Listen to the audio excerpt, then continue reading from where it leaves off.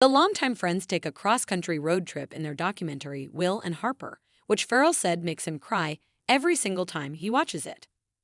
Will Ferrell and Harper Steele are sharing more about their friendship-fueled cross-country road trip, documented in Will and Harper. During a Q&A at the Telluride Film Festival, following a screening of their new Josh Greenbaum-directed documentary on Saturday, August 31, Ferrell, 57, and Steele, 63, who met on Saturday Night Live circa 1995, opened up about the emotional film, which documents the longtime friends' first trip together after Steele comes out as a trans woman.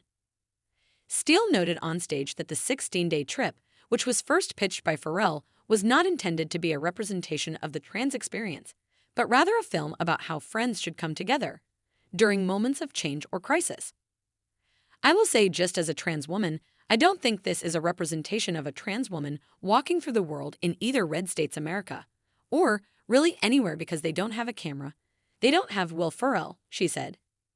Steele continued, "We were very aware of that. I do think that the film is more about how friends should come together in moments of any, not just trans stuff, but any moments of change or crisis. And I think that the film does it beautifully." Ferrell also acknowledged the element of celebrity his presence added to their journey. Still, he joked, "Harper would constantly remind me that I'm a B-level. I've fallen off of A. I'm struggling to stay a B-level actor, possibly dipping my toe to the C-level." More seriously, he said, once that kind of melted away with those they encountered everywhere from dive bars to racetracks, profound interactions arose naturally. Everyone was asking, "What are you guys doing?" And then we got into the subject matter and we got into real discussion, he said. The two also shared their reactions to viewing the documentary with the Telluride crowd. For Harper, who shares her emotional journey throughout the film, rewatching it is not easy, she allowed. Ferrell added that with each screening, I cried every single time. I have my Kleenex right here, adding that the documentary is one of my favorite things I've ever gotten to be a part of. An official synopsis of the film, which premiered at the Sundance Film Festival in January and is streaming on Netflix next month, reads, "When Will Ferrell's good friend Harper comes out as a trans woman, they take a road trip to bond and reintroduce Harper to the country as her true self." Elsewhere in the Q&A, the two discussed what they had learned about one another while making the documentary. "I mean, we joke about it in the movie of how cheap Harper is, but it's really true. She's so cheap. So I learned that," Ferrell cracked.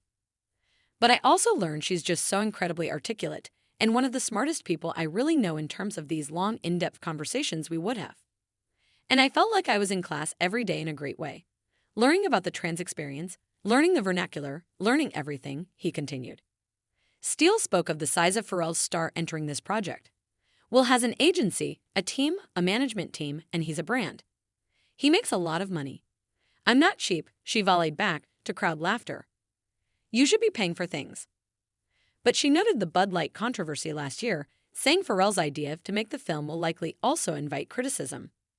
"There will be a lot of people that'll go. You'll see it on Twitter as soon as this is out. You'll see, I'm never watching a Will Ferrell movie again, and people will get nervous." Putting herself in the spotlight, Harper added, "There's a great risk for me. I will get the usual online love or not love, but will also get that, and I think that needs to be pointed out." Ferrell and Steele first met on SNL about 30 years ago when the actor was hired on as a cast member and Steele as a writer. Both would go on to have years-long stints on the iconic sketch comedy show.